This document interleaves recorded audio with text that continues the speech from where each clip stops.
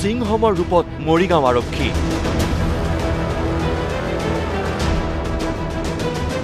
এইবাৰ চাইবাৰ অপৰাধীৰ সাম্ৰাজ্যত মুখ্যম আঘাত।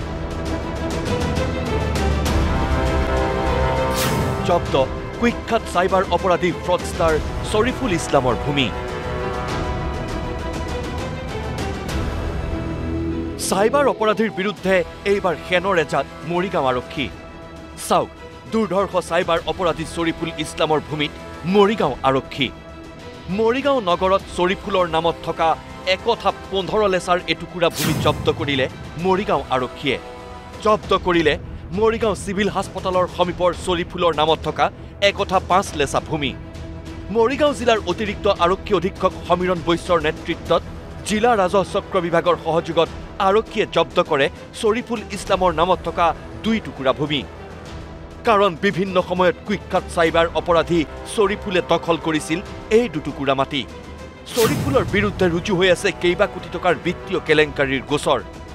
মৰিগাঁও আৰক্ষীয়ে ভাৰতীয় ন্যায় সংহিতাৰ 107 ধাৰাৰ অধীনত অপৰাধীৰ সম্পত্তি জব্দৰ আবেদন জনাইছিল। অৱশেষত ৰাজ্যত প্ৰথমবাৰৰ বাবে আদালতৰ নিৰ্দেশত কুখ্যাত ফ্ৰডষ্টাৰ শ্বৰিফুল ইছলামৰ ভূমি জব্দ কৰিলে মৰিগাঁও আৰক্ষী আৰু জিলা প্ৰশাসনে। এইটো আজি খুব ভাল খবৰ আমাৰ কাৰণে, অসম পুলিচৰ বাবে, মৰিগাঁও পুলিচৰ বাবে, যে আমি এটা গোচৰত অনাৰেবল মৰিগাঁও কোৰ্টৰ পৰা এটা আমি অৰ্ডাৰ পাইছোঁ যে চাইবাৰ ফ্ৰডষ্টাৰ আছিলে শ্বৰিফুল ইছলাম, তেওঁৰ নামত যিমানবোৰ মাটি ক্ৰয় কৰিছিলে সেই মাটিবোৰ আমি এটাচমেণ্ট কৰাৰ এটা অৰ্ডাৰ পাইছোঁ। এই এজন চাইবাৰ ক্ৰিমিনেল এনেকুৱা ধৰণে মানুহক ফ্ৰড কৰি পেলাই ইমান টকা পইচা তেওঁলোকে ঘটিছে, ইমান মাটি সম্পত্তি কৰিছে, যিবিলাক মানুহৰ 2 বছৰ আগত থাকিবলৈ জেগা নাছিল সেইবোৰ মানুহৰ এতিয়া ঘৰত বিল্ডিং। অকল এজনেই নহয়, কেইবাজনো আছে। আমি নিৰৱচ্ছিন্নভাৱে লাগি আছোঁ, তথ্য পাতি গোটাই আছোঁ, আৰু অনাৰেবল কোৰ্টে আমাৰ তথ্যবিলাক চালি দিছে, এইটো ৰায়দান দিছে।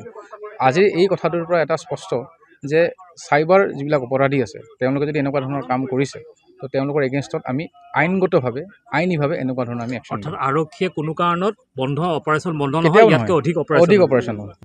এই অভিযানত উপস্থিত থাকে জিলা আয়ুক্ত দেৱাশিষ শৰ্মা আৰু আৰক্ষী অধীক্ষক হেমন্ত দাস। টকাৰ এটা প্ৰপাৰ্টি আজি জব্দ কৰা হৈছে, আৰু জিলা প্ৰশাসনে আমাৰ ৰেভিনিউ ডিপাৰ্টমেণ্টে এই মাটি টুকুৰা আমি জব্দ কৰিছোঁ। আৰু কেছ চলি থকা অৱস্থাত মাটি তেনেকৈ কোৰ্টে অৰ্ডাৰ দিয়াটো এইটো প্ৰথমবাৰৰ বাবে সেই তেনেকুৱা ধৰণৰ এটা অৰ্ডাৰ পোৱা হৈছে। উল্লেখ্য যে মৰিগাঁও আৰক্ষীৰ স্পষ্ট ঘোষণা, চাইবাৰ অপৰাধীৰ বিৰুদ্ধে অধিক তীব্ৰতৰ হ'ব অভিযান। গতিকে চাইবাৰ অপৰাধীয়ে অপৰাধ কৰাৰ আগত 100 বাৰ ভাবক। কেমেৰা পাৰ্চন ৰঞ্জনৰ সৈতে মৰিগাঁৱৰ পৰা প্ৰাঞ্জল দাস, নিউজ লাইভ।